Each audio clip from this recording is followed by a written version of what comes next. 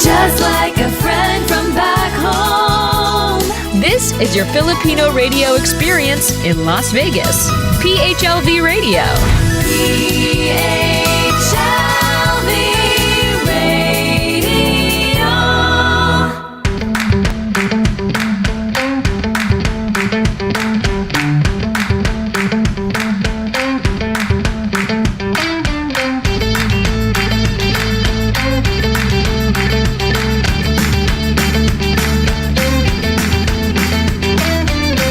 Hello, good evening. It's Friday night, May 6th, and it's 9:07 p.m. in the Pacific. Or if you're watching from the Philippines, it is Saturday, 12:07 ng tanghali. So those people watching us from the Pacific, good evening. And those people watching us from the Philippines, magandang tanghali po sa inyong lahat. And those people watching us from across the world, good morning, good evening, and good afternoon. Hello, ang bilis si G-San or G-San, mabuhay from Parañaque City. Hi G, how are you? Gina Marcos is watching also, so happy viewing. Maganda po ang ating story, ang ating coverage today. We'll be talking about the Philippine election 2022, which will happen on Monday, May 9th. And we'll kind of brush through some of the candidates kasi for a small number of positions, ang dami pong candidates na authorized and certified by or sanctioned by COMELEC of the Philippines. And on that, right after that, we're going to talk about two falls or waterfalls na it is really hidden gems of Tanay, Rizal. I didn't even know about it, and I just found out when we went to a friend's resort that there is a resort na pangalan ay Daranac Falls. And I didn't even know the first time I went there na meron pa palang isang falls on top of the Daranac Falls, which is Batlag Falls. And it's a sight to see, and we'll definitely have a video on that. And I think you're going to enjoy it, especially Filipinos abroad who are planning to come home to the Philippines or visit. These are falls that's so close to Metro Manila. It's 2 hours away, and it's a sight to behold. That being said, eto na. Live na live po kami. Before we anything else, live na live kami on PHLV Facebook page. Live na live din po kami on PHLV Radio YouTube channel. So if you are not a subscriber yet, what are you waiting for? Halika na, subscribe. So what you can do is like, share, and subscribe. So you won't miss any of the shows of PHLV Radio. Also, live na live din po kami for those people who are kind of techie and you have Alexa. All you have to do is say, Alexa, play PHLV Radio. And those people naman po na merong, especially for the US marketplace, and you do have a Amazon Fire TV, all you have to do is look for PHLV Radio channel. Those people naman po, listeners who would be listening because they're driving or they're commuting somewhere, live na live po kami on audio streaming through different podcasts, namely Apple Podcasts, Google Podcasts, iHeartRadio, and Spotify. Those people naman po who like when they talk to me or when they see me and they would ask, uy, paano ba namin mapanood yung past shows? Not only your shows, but other PHLV radio shows. No problem and no worries at all.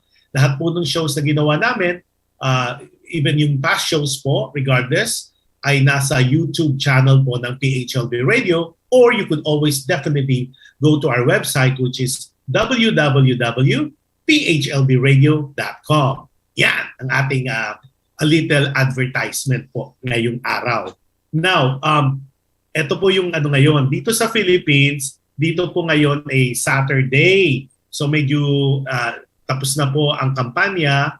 What they're saying is ngayon para po yung last day ng campaign. Pero kahapon po marami ng rallies across the metropolis and different parts of the country. Ito po yung last hurrah nila to campaign to make sure that they get voted or ma-cross out yung kanilang mga numbers to make sure that they get elected. So May 9, which is Monday po, unlike in the US, it's I believe it's November 4. But dito po ngayon medyo festive po ang mga kaganapan simply because of the national and election. So ito, si Adele. Hi Adele, how are you? Si Adele Ordinario is watching, a good friend from Long Beach, California. Tapos, yeah. O yun. Adele, maganda tong show natin today. Marami kang makikita. And then si G also, G-san. Thank you for viewing and thank you for watching.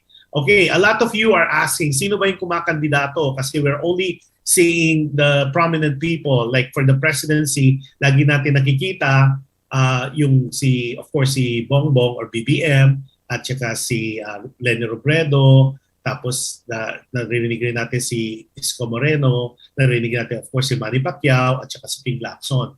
What a lot of people do not realize is there's 10 candidates po na official candidates for the presidency. So ipapakita po natin yan ngayon who these people are.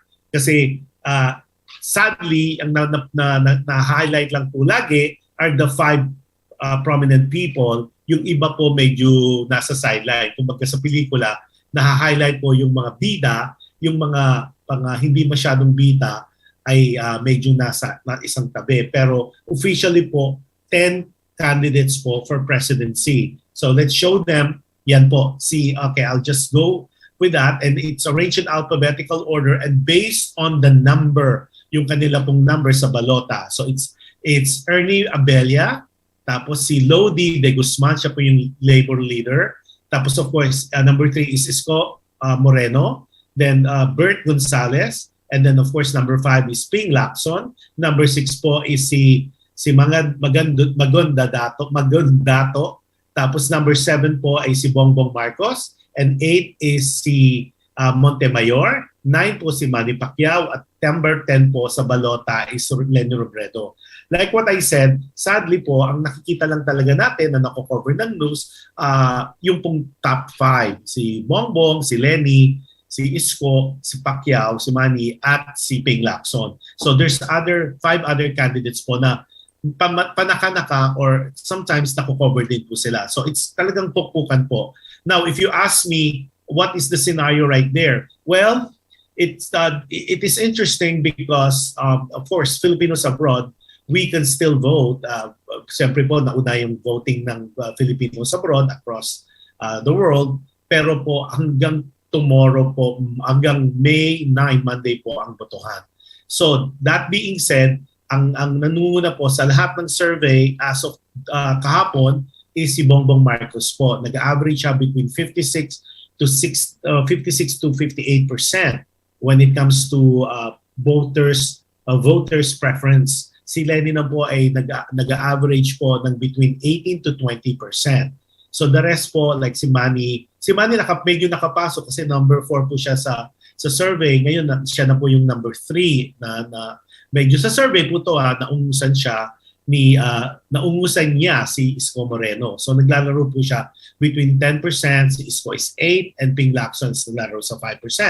Pero again, these are just surveys of other of yung mga surveying bodies po na very very common in the Philippines. So across the board, it's BBM po. So we'll see by Monday kung magpa-fan po kung yung kanilang survey, it will be also a reflection talaga ng what will happen.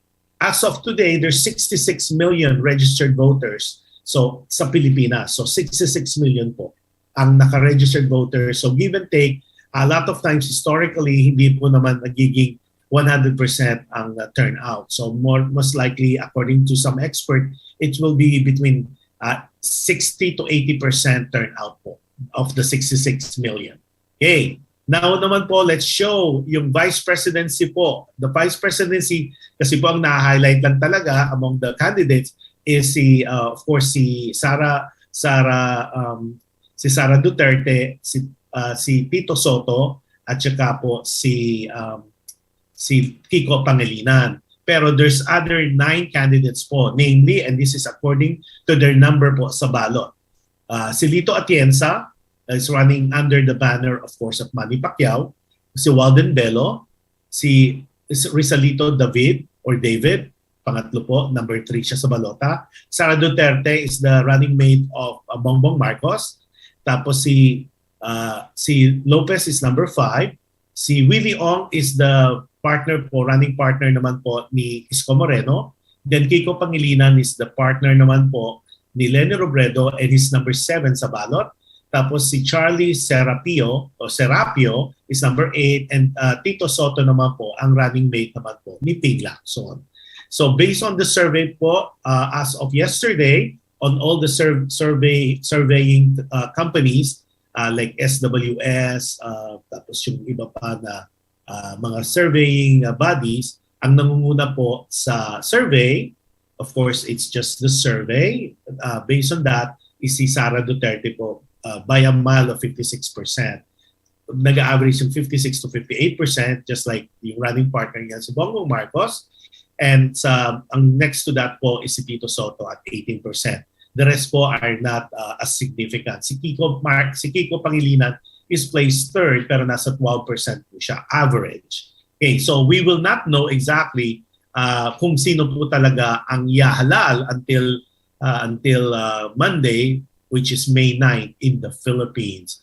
So hopefully, malalaman daw po natin either the night of the night or the following day within 24 to 48 hours. Unlike in the US, once the election box is closed sa West Coast or like especially in California, we know already who the president is going to be. Unlike po in the Philippines, there's a lot of other procedures po that needs to be done. Although everything is automated na po, just like in the US. But we'll try to cover that on Monday and to give you a highlight. We'll arrange po ang technical sa PHLV radio. So makita po natin. And hopefully, it will be a peaceful election. Wala po sanang gulo at wala po sanang, just like in 2016, naging peaceful naman po. So let the voice of the people be heard. Yun po. Yun ang pinapakiusap ng all the candidates. Yung ini-echo nila, make it a very peaceful election. Wala pong gulo, walang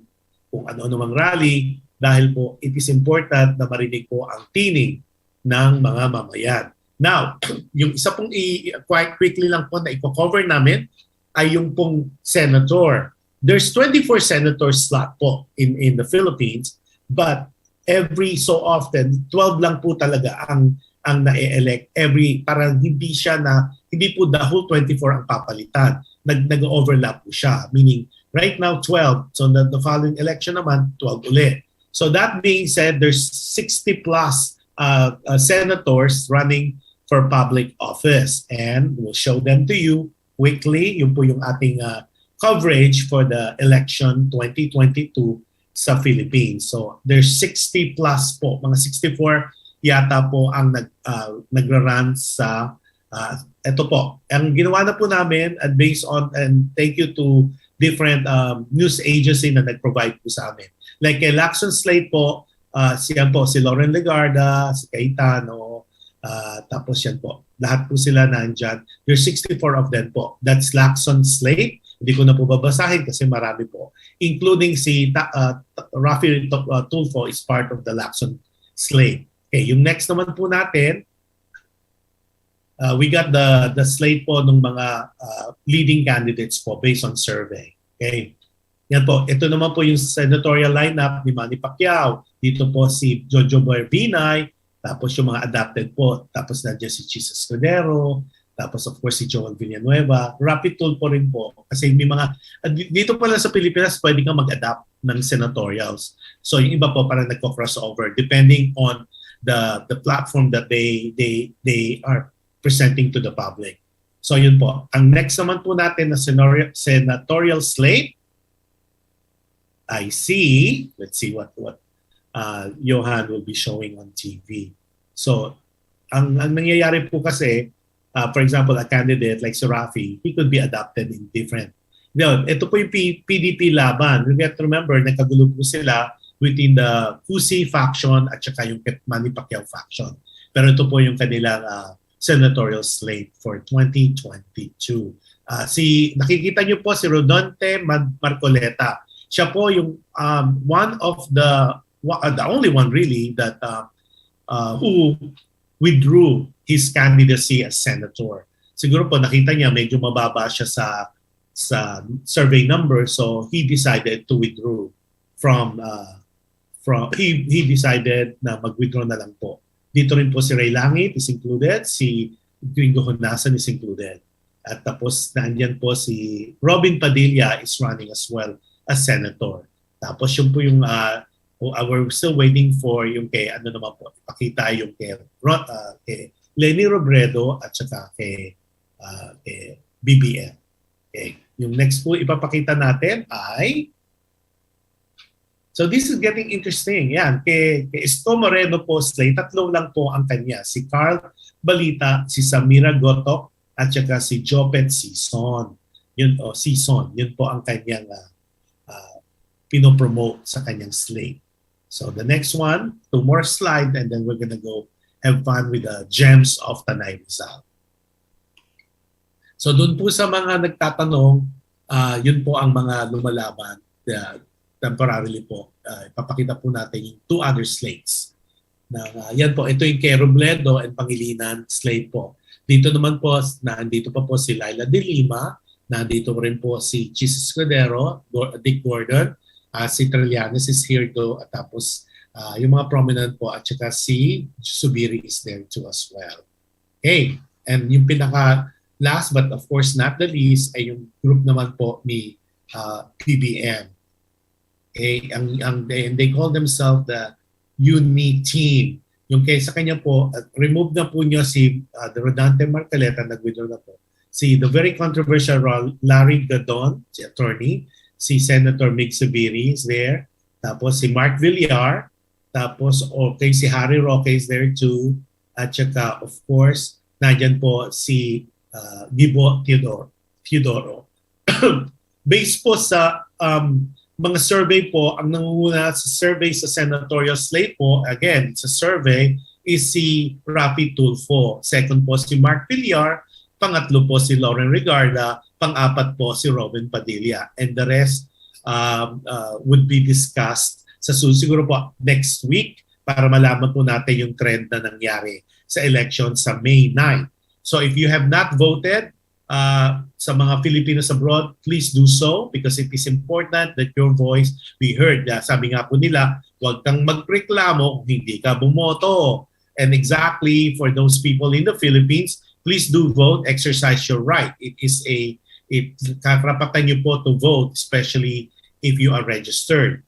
So yun, good luck po sa Philippine election for 2022 to all the candidates, and sabi nga po, make it a peaceful, and God bless all the candidates as well as the Philippines to make it a better world and a better place and a better country with a new set of leaders who would be leading the country for the next 6 years. Yun ang ating quick coverage po ng Election 2022 Philippine Edition.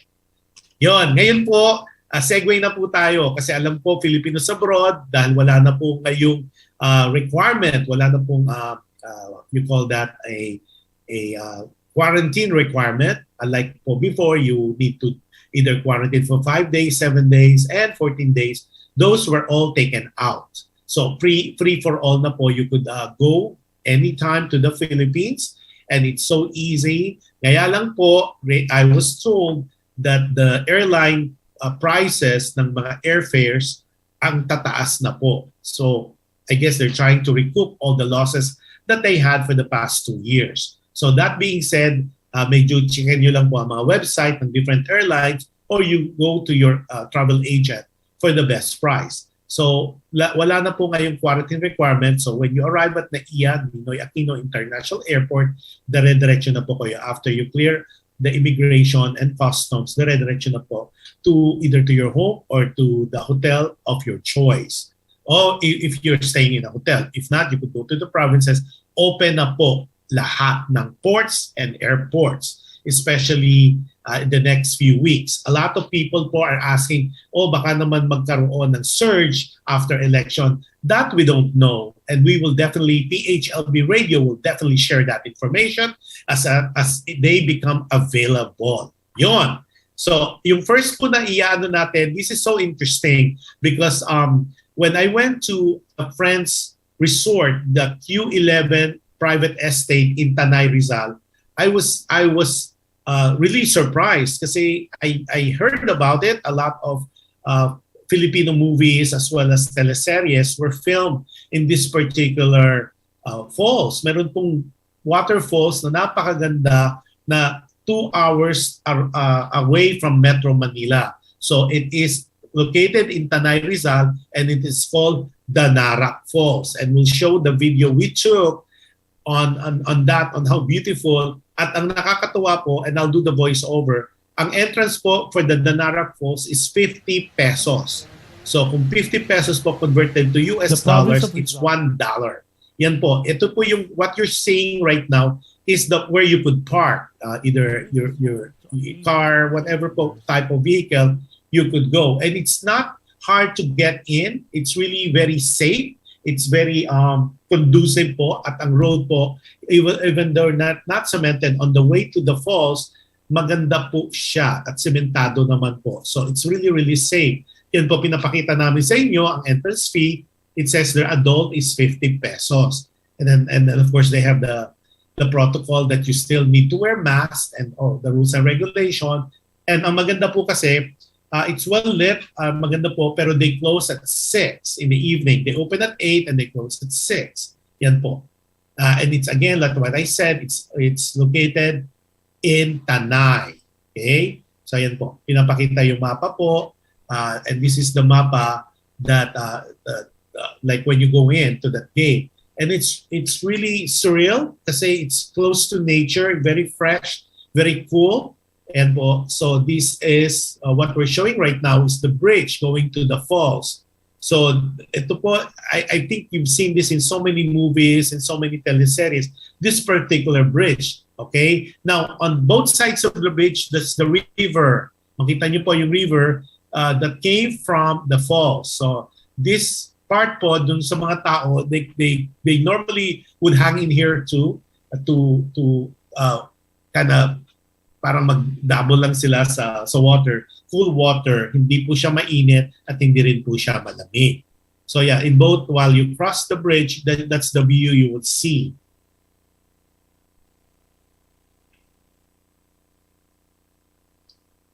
And hello to Roy Nick Hernandez. How are you? Oh, Jingy Berry from Nevada is watching also. Hello, Jing. And Adele said tama and nice. Yan, yun yung bridge. Very safe. Normally po kasi pag ang concept natin, especially Filipinos abroad, we think na parang yung mga bridge is not safe. This one, that part where it's already cemented, and you could see there's like kiosks that you could rent between 50 to 100 pesos. Yan pong mga parang mga gazebo that you could see and you could that you're seeing right now. You could rent that, and it's for rent po. We got there when it was not so crowded because this was shot early morning. So yun, and it's well lit. Marami pong mga signage, so hindi po kayo mawawala. And there's a lot of security all over the place to assure that the place is safe and clear of any public disturbances. Yeah, and it's really beautiful. It's so relaxing and inspiring. So there's a lot of artists doing their art, some paintings, yan po. And there's you could bring your food, but if you are not one of those that they really like to pack things kasi masyadong cumbersome, what you could do is there's stores there that you could buy your food and also water. Yeah, this is the road going to. As you could tell, hindi po siya malubak, hindi siya muddy. Kasi po it's cemented. The government of Tanay did a good job in keeping the beauty of the place as well as safety po. Kasi hindi siya madulas and it's already cemented. So yeah, kita nyo po. And on the left side, while you're going towards the falls, makita nyo po, yan, may mga water na po. And some people, they normally stay there kasi may mga stairs po on the way there. If you're going there po, you just need to wear comfortable shoes. Ayan po ang the Narak Falls as we see. And they're renting those we call it salbabida. It's the inner tube ng tires, and you could rent it for 50 pesos as well. Okay? And that's how beautiful this place is. Clear water, pristine, wala pong dirt, and a lot of people are helping to preserve the beauty of the place. Yan po. So it's not as crowded yet because it's early in the morning, and if you could tell, those people are ready yung sa tube po nung gulong, kasi dito in the Philippines, they're still using that. Unlike in America, hindi na po, parang it's tubeless. But here, so those damage, nire-repair po yan, and then it becomes like a we call it water float or salvavita. And that's how beautiful this Danara Falls is. It's so clean, it's coming up the mountains. Yan po. Yan. Now that you've seen it, ito po, one of the surprises that we saw during our visit is another falls on top of the falls. Kasi nung una po pumunta kami, we just spent the whole day sa Danara Falls thinking na yun na yun. So when we got back to the resort where we're staying at the Q11 private estate, we were told, oh, did you visit the other falls on top of the Narak Falls? So parang, there's another falls on top of the Narak Falls, and it's the Batlag Falls. Kumbaga, yung payment nyo po na 50 pesos is only for the Narak. Now, if you go up, there's stairs going up. Okay lang yung stairs, it's not as stiff. There's another entrance to the other falls na a lot of people are not too familiar or not too aware. But kung nagustuhan nyo po yung Danara Falls, you would be amazed on the beauty of the other falls, the Batlag Falls. Pero may another entrance po doon. It's a lot higher. It's 100 pesos. So $2 po if you convert it to American dollars. So yun, ang yung papakita po natin. And there's campgrounds there. And Johan will show you a portion of that, and then we'll go to the different videos we took. So at least you will be aware that parang two first, kumbaga sa California, there's Disneyland, and of course there's the other California Adventure. Parang ganun po, and you need to be aware of that. Kasi ang ganda talaga. Kung na-enjoy nyo po yung Danarap, or you will enjoy Danarap Falls, you will certainly enjoy Batlag Falls for additional 100 pesos. Okay, that being said, let's show the video we took. Hello world! Alam mo ba na meron palang napakaganda at majestic waterfall dito sa Tanay, Rizal?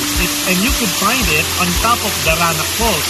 Ang akala lang natin, Darana Falls ang napakagandang lugar dito sa Tanay, Rizal, and we don't even know, especially for Filipinos abroad, that there's one more majestic falls, and it is Batlag Falls. So come and join me and see it.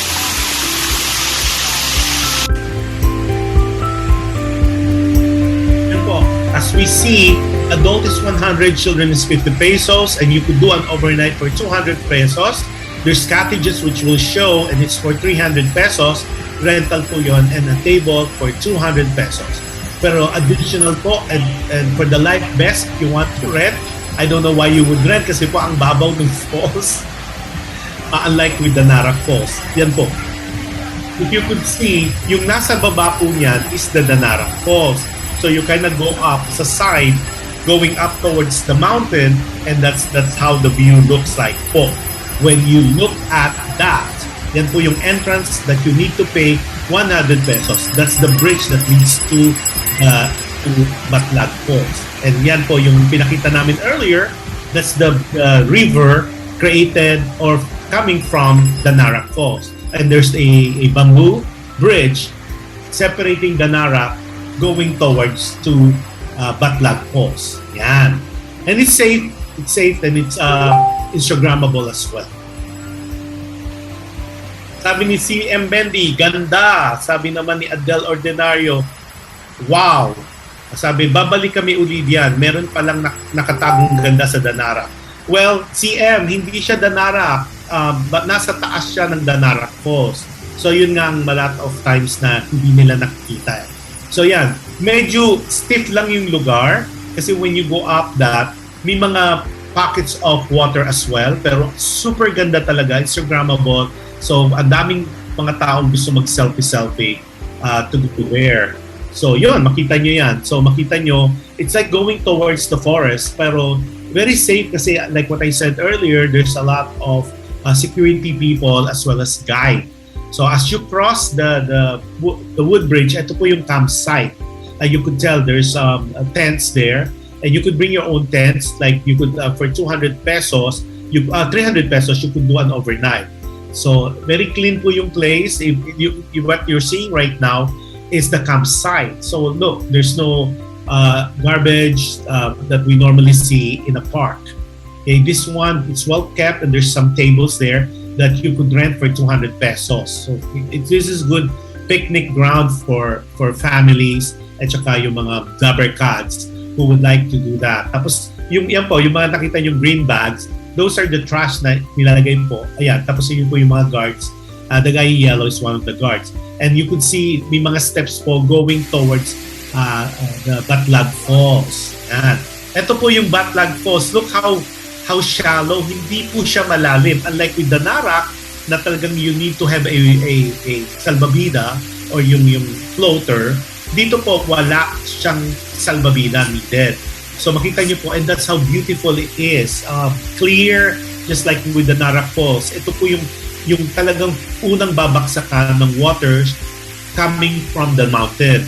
So baksak po siya sa Narak Falls, ayan po.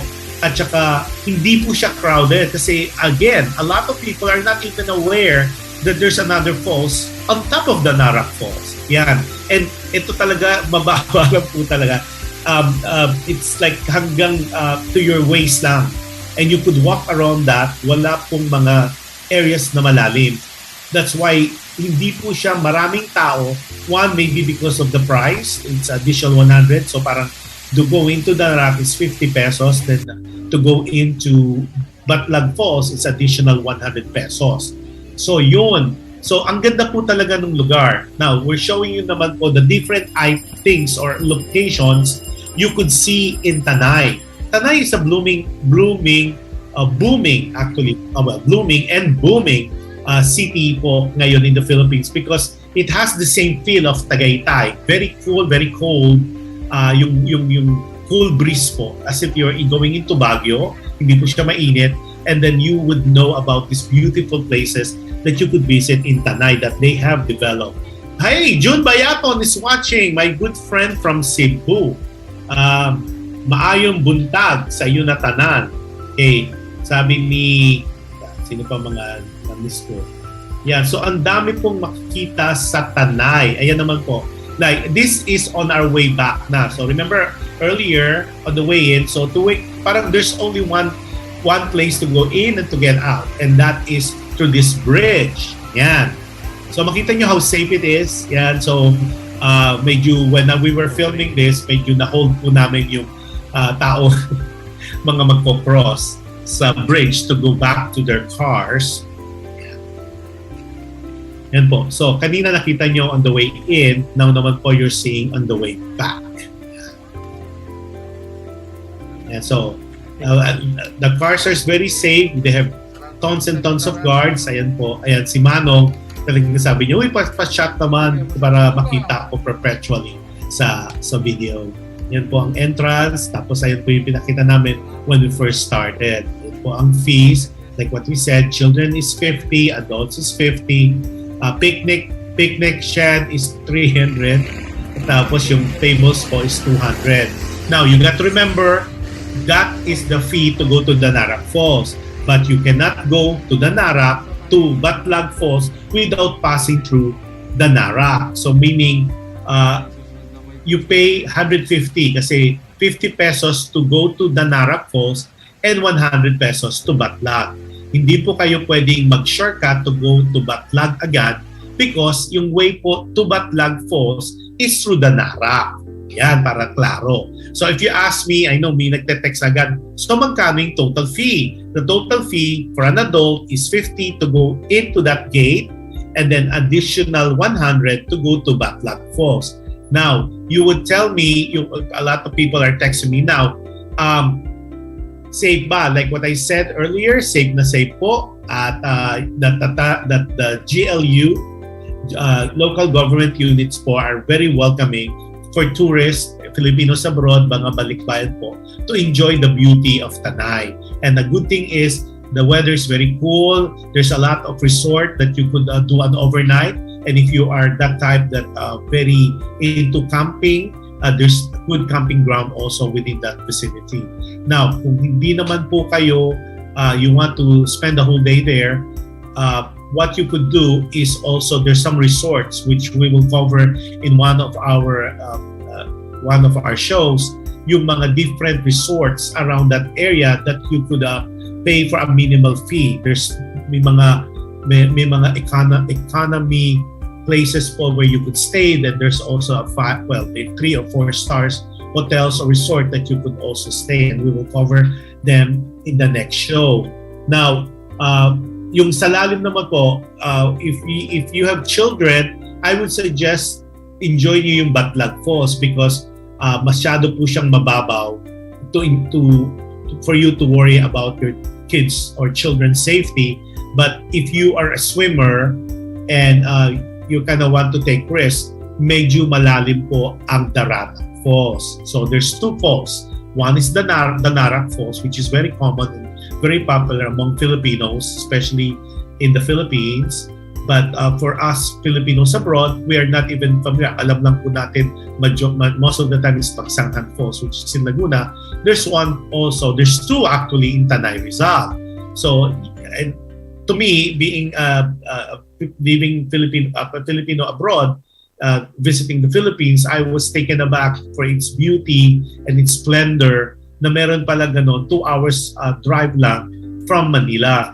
So, yung sa going back dun po sa malalim po yung Dararak Falls. That's why a lot of people are renting yung 50 pesos na floaters o yung tinatawag nilang salbabida.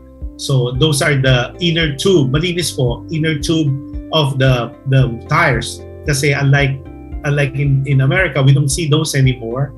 A lot of our tires, yung car tires natin, are already tubeless. But in the Philippines, I guess they're still using some.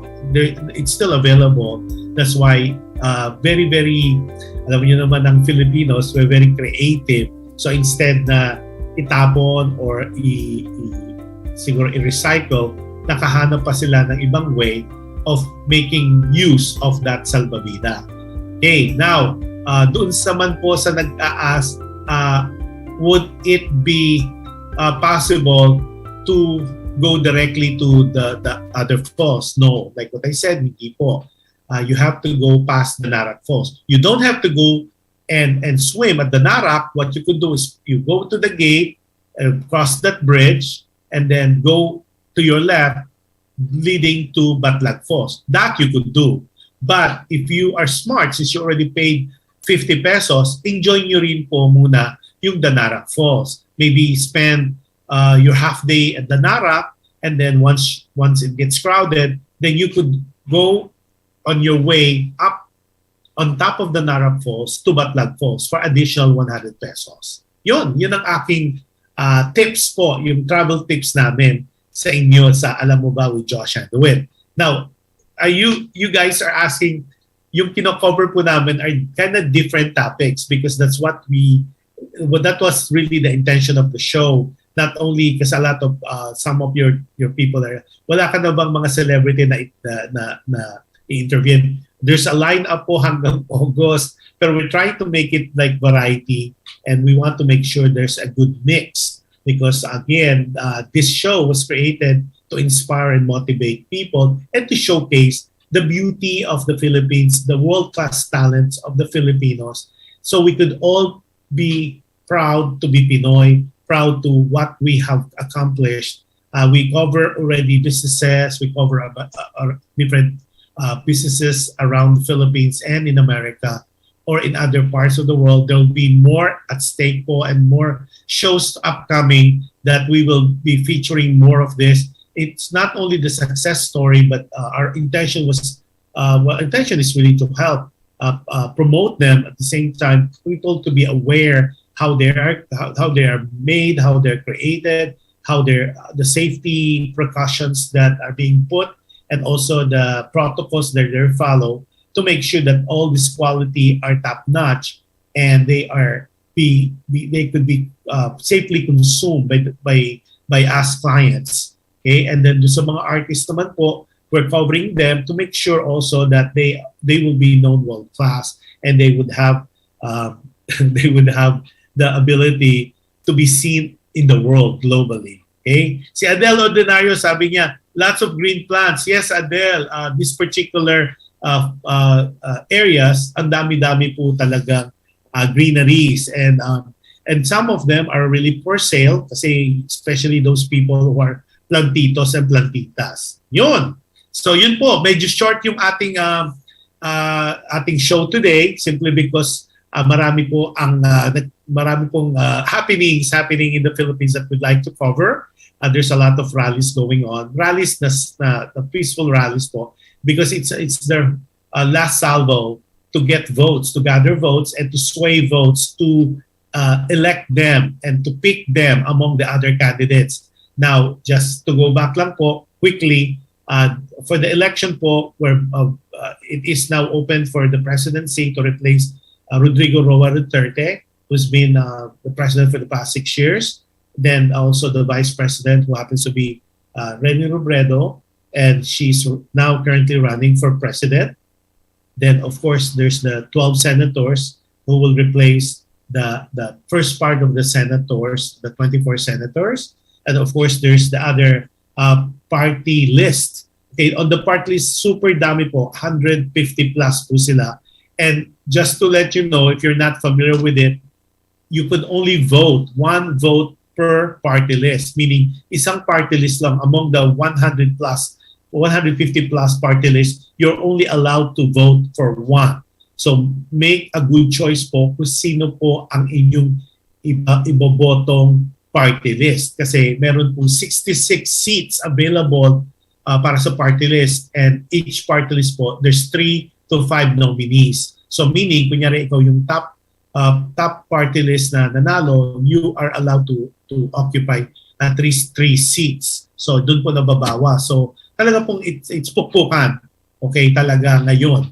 Tapos there's councilors across the Philippines who are vying for different position in different districts. So ang saya-saya po ng climate ng milieu, sabi nga nung kaganapan ngayon sa lahat ng sulok ng Pilipinas.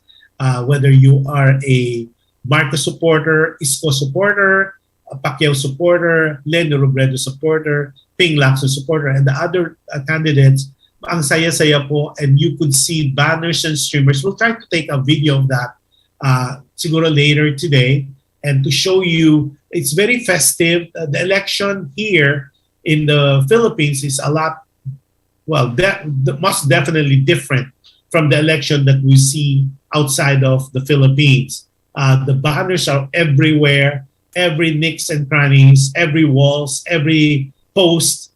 You could see different candidates, the pictures, banners, streamers, whatever way of promoting a candidate or candidates, you could see it here in the Philippines. And sabi nga nila, it is more fun in the Philippines, and I could attest to that. Para pong it's a whole country in na may fiesta, and you could just imagine how it looks. So hopefully, and my question to the powers that be, after the night, after the election, everything has been said and done, sino po ang magliligpit nitong mga bandalitas, posters? Are they allowing all the candidates, whether the winners and the not so winners, to take them out? Kasi it will be a big mess because they're all over the metropolis, and they're all over all the provinces, all the barangays, all the cities. Super dami pong tarpaulins, super daming papers, super daming banners. So I was just concerned because these are supposed to be recyclables, but sino po ang magtatanggal nun? Kumaga, sino kaya maglilinis nun? So that would be an interesting, and I'll like my curiosity, I will share that with you once I got an answer to my query as well. So at least we would see that. So my advice to you, go out and vote. If you're Filipinos abroad, please do go to your Philippine embassy and vote. It is your right as Filipinos especially yung mga naging naturalized Americans na po or any other nationality, you could always get your citizenship back through dual citizenship. So that is one of your right that you need to exercise is to vote. Like what I said earlier, huwag tayong magreklamo kung hindi naman tayo bumoto, because these candidates are giving you different platforms, different things that they would like to do to improve the country, and it is our obligation to vote the right people. Doon sa people naman po watching us from the Philippines, please do go out. They go out on Monday. They declare it as a non-working holiday. So instead of going to the movies, going to the malls, do your civil duty first and vote. It is important that you understand the platform, the centerpieces of this candidate, so you could vote wisely. In the Philippines po, unlike in America, we're very familiar. If you're popular, it doesn't mean that you would win the seat or the election, because we have what we call electoral college, and that would be saved for another discussion. In the Philippines, it's popularity. The more votes you get, then you would be the winner. In wala pong electoral college, because it's a presidential type of government, and that would be another interesting topic in the next future shows. Yon. So that being said, lahat po tayo bumoto sa May 9. If you are in the Philippines, if you are naman living abroad, please do vote.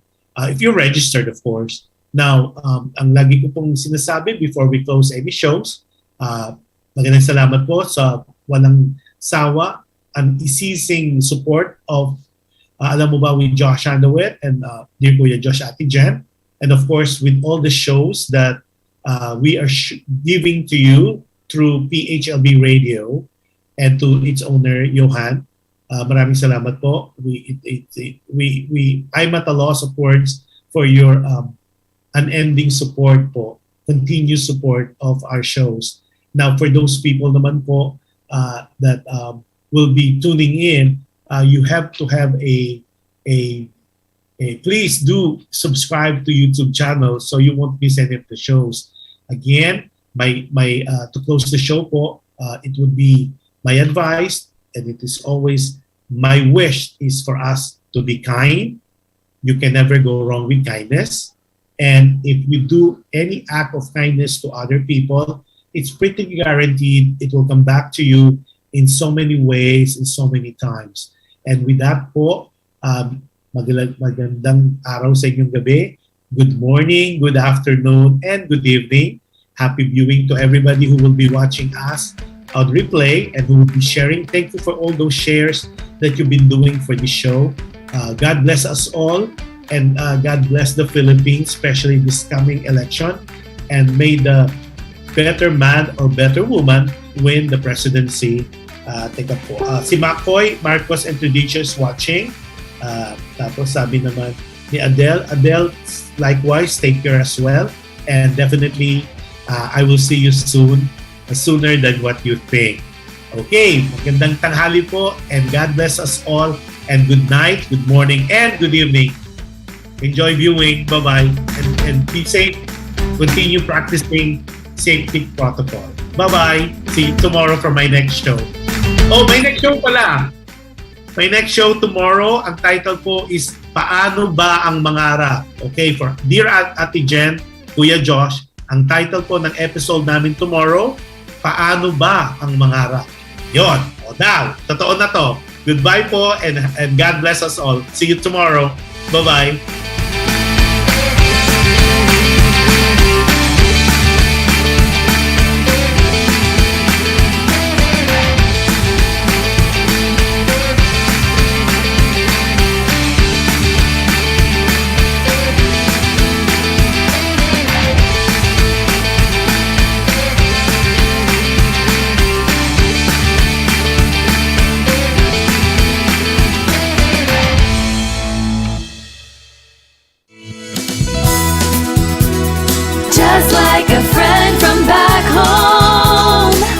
is your Filipino radio experience in Las Vegas. PHLV Radio. PHLV.